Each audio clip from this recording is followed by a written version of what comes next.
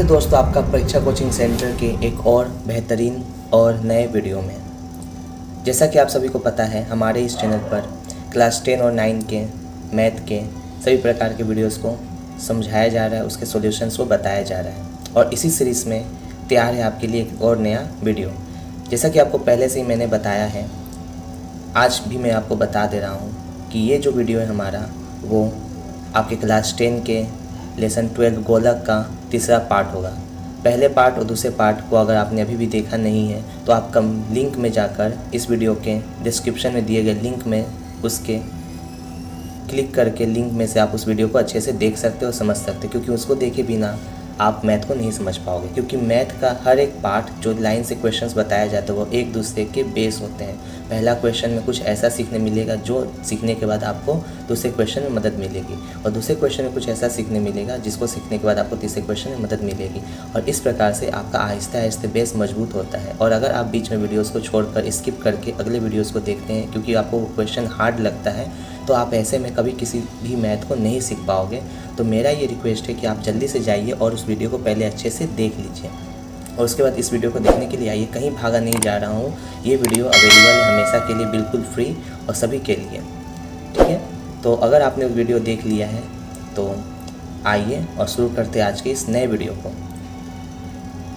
और आज के वीडियो में हम लोग समझेंगे क्वेश्चन नंबर 5 और क्वेश्चन नंबर 6 को। तो क्वेश्चन नंबर हमारा 5 क्या है, चलिए देख लेते और समझ लेते उस क्वेश्चन को। तो दोस्तों हमारा क्वेश्चन इस प्रकार से है कि किसी गोलाकार गैस बलून को फुलाने के समय उसका अर्धव्यास 7 सेंटीमीटर से 21 सेंटीमीटर होने से बलून के पहले और बाद के समग्र तल का क्षेत्रफल का अनुपात ज्ञात करें। अर्थात हमारे पास एक गैस बलून था जिसको जब मैंने छोटा सा था तो उसका अर्धव्यास 7 सेंटीमीटर मापा गया, और जब उसके अंदर और हवा भरी गई तो उसका अर्धव्यास हो गया 21 सेंटीमीटर। तो जैसे ही आपको पता होगा, जब गैस बलून छोटा होता है तो उसका समग्र तल का क्षेत्रफल यानी उसके चारों तरफ का जो साइज होगा उसका वो भी छोटा होगा। और जैसे उसको बड़ा किया गया, फुलाया गया, तो उसके अर्धव्यास के बढ़ते उसके समग्र तल का क्षेत्रफल भी बड़ा हो गया। अर्थात आपको क्या करना है, आपको अंत में सबसे पहले तो इस अर्धव्यास से समग्र तल का क्षेत्रफल निकालोगे, फिर इस अर्धव्यास से समग्र तल का क्षेत्रफल निकालोगे, और निकालने के बाद उसको आपको अनुपात में बता देना है। इस तरह से आपको क्वेश्चन कंप्लीट हो जाएगा। तो चलिए बनाना शुरू करते हैं और समझते हैं कि कैसे बनाएंगे इस क्वेश्चन को। सबसे पहले हमारे पास जो चीज़ें उसे हम बता देंगे। हमारे पास पहले अर्धव्यास है, ठीक है। तो हम बता देंगे गैस बलून को फुलाने से पहले अर्धव्यास।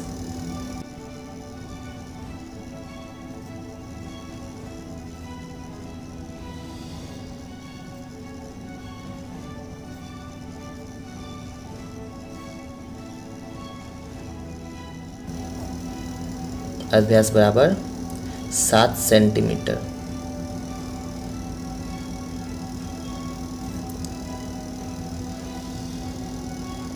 और फुलाने के बाद अर्धव्यास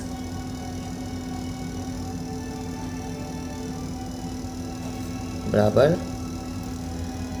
21 सेंटीमीटर। अब यहाँ निकालेंगे गैस बलून को फुलाने से पहले समग्र तल का क्षेत्रफल।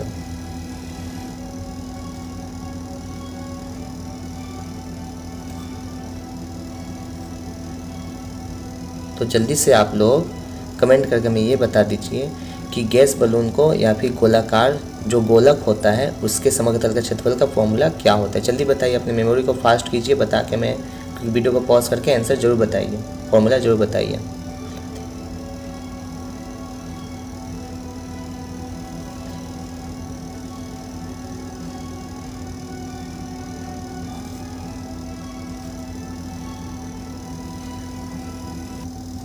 फुलाने से पहले समग्र तल का क्षेत्रफल बराबर फॉर्मूला होता है हमारा, फॉर्मूला लिख लें यहाँ पे 4πr²। आशा है कि आपने भी फॉर्मूला को कमेंट करके ज़रूर बताया होगा। बताया है तो बहुत ही अच्छी बात है, आपका ही मेमोरी फास्ट होगा। 4 × यहाँ पे पाई का मान हम नहीं तोड़ेंगे क्योंकि आगे चल के आयतन निकालना है, आप इसको बाद में समझ जाइएगा। यहाँ पे आर का मान क्या होगा, फुलाने के पहले 7 और 7 था वर्ग सेंटीमीटर। इसको हम यहीं पे भी छोड़ सकते हैं, कोई दिक्कत नहीं है, इसलिए हम इसको एक काम करते हैं यहीं पे कुछ देर के लिए छोड़ देते हैं। अब अगला निकालते हैं फुलाने के बाद का समग्र तल का क्षेत्रफल।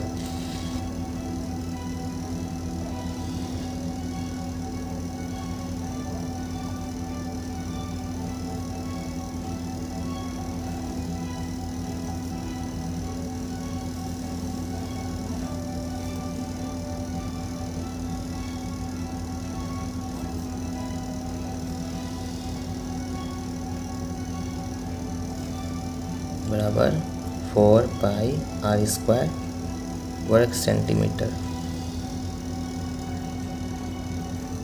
यानी 4 पाई का मान वैसे ही छोड़ दिया जाए।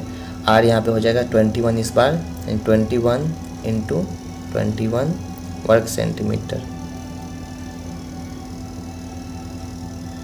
अब इस स्थान पे हमारे पास आ चुका है बलून को फुलाने के पहले का क्षेत्रफल और बलून को फुलाने के बाद का क्षेत्रफल। तो अब हम इसका अनुपात निकालने के लिए ले चलेंगे अगले प्रोसेस में। चलिए देखते हैं आगे।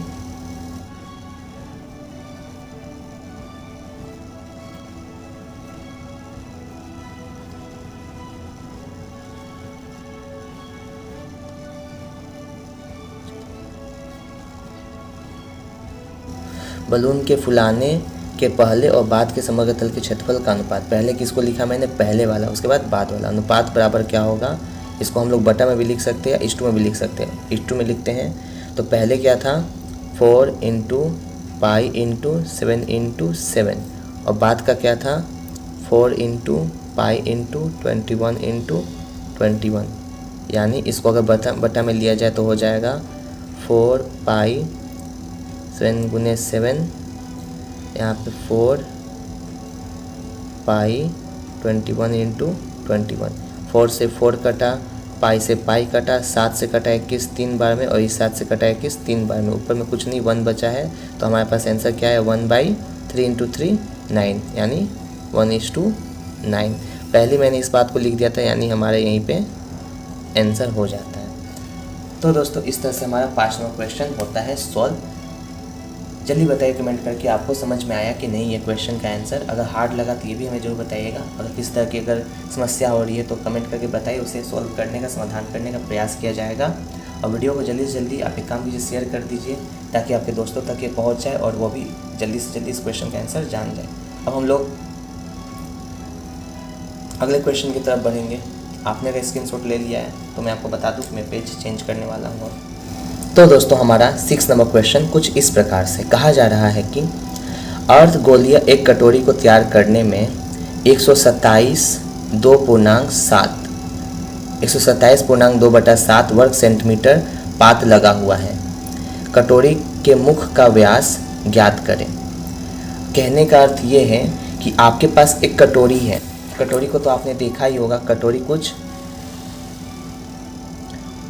इस प्रकार दिखाई देता है। ये ऊपर से बंद, ऊपर से खुला रहेगा, नीचे का ये रहेगा हिस्सा बंद, ये वाला हिस्सा ढका हुआ रहता है।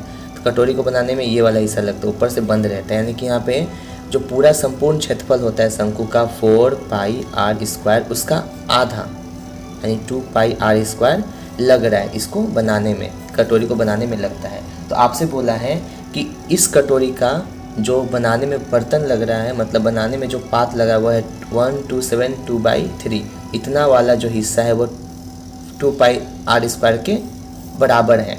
तो आपसे पूछा क्या है, कटोरी के मुख का व्यास ज्ञात करें। तो आपको पता लगाना है कटोरी के इस मुख का व्यास कितना होगा, एक जगह से दूसरी जगह का माप कितना होगा। हमें अर्धव्यास तो यहाँ पे मिल जा रहा है इसी जगह पर, लेकिन हमें क्या निकालना होगा, व्यास निकालना होगा। तो चलिए बना के इसको देखते हैं कैसे इसको बनाना है।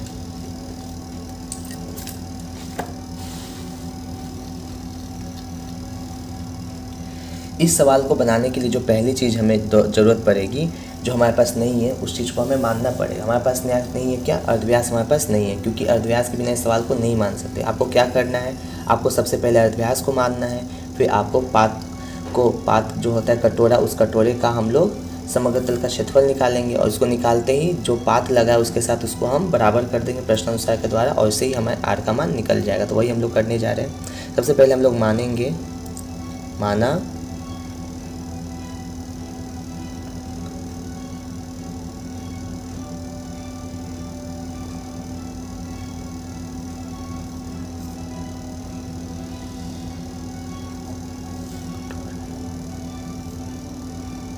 अर्धगोलाकार कटोरी का अर्धव्यास बराबर आर। सवाल में देखिए तो सवाल में सेंटीमीटर लिखा हो तो हम लोग लिख देंगे सेंटीमीटर। और इस आर के आधार पर अर्धगोलाकार कटोरी का पार्श्वतल का क्षेत्रफल क्या होगा उसको निकाल लेते हैं। इसलिए अर्धगोलाकार कटोरी के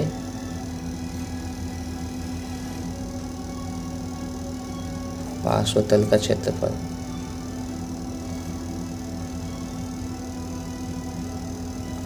बराबर 2 पाई आर स्क्वायर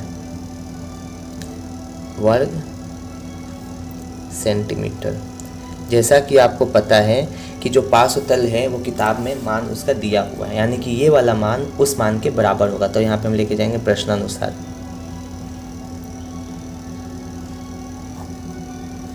चूँकि 2 pi r square is equal to 127 2/7 और इसको सॉल्व करते जल्दी से। 2 × 22/7 इंटू आर का स्क्वायर बराबर, इसको इससे मल्टीप्लाई करेंगे तो क्या होगा, 7 7 49, हाथ में जुड़ गया 2 तो हो गया 51 का 1, हाथ में 5, 7 दूनी 14, 15 16 17 18 का 8, 18 1 19, हाथ में बचा 1, 7 और 1 8, 891 आया और नीचे में बचा 7।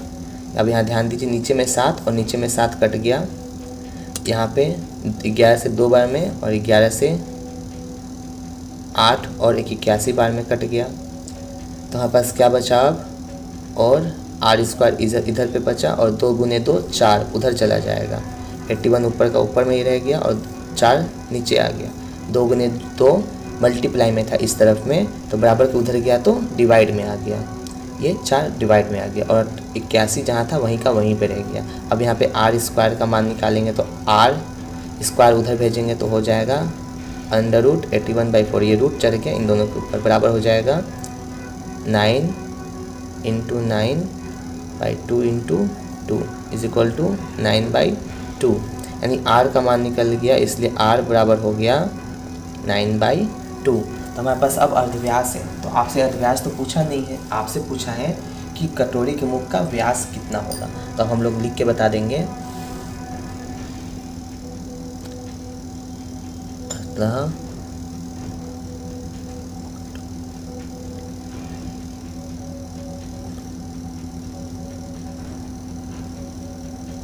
व्यास बराबर 9/2 × 2। जब अर्धव्यास के साथ हम 2 का मल्टीप्लाई करते हैं तो व्यास निकल जाती है। नीचे वाले 2 से ऊपर वाला 2 कट गया, बच गया 9 आ गया सेंटीमीटर, यानी हमारा आंसर होगा 9 सेंटीमीटर। तो दोस्तों इस तरह से हमारा 6 नंबर क्वेश्चन कंप्लीट होता है और आज का वीडियो में हमें जितना जानना था वो भी हमें मिल जाता है। अगर आपको हमारे वीडियो से कुछ नया जानने को मिलता है तो हमें कमेंट करके ज़रूर बताएं। कुछ अगर किसी प्रकार की कोई कमी रह जाती है या आपको समझने में कोई दिक्कत होती है तो ये भी हमें आप कमेंट के माध्यम से बता सकते हैं।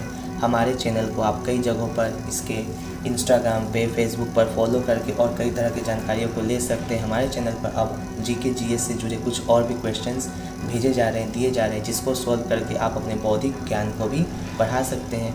तो इसी तरह के ज्ञानों को पाने के लिए आप हमारे चैनल को सब्सक्राइब कीजिए और अपने दोस्तों का भी भविष्य उज्ज्वल बनाने के लिए उन्हें इस चैनल को शेयर कर दीजिए। मिलते हैं आपसे अपने नेक्स्ट वीडियो में, तब तक के लिए जय हिंद, जय भारत।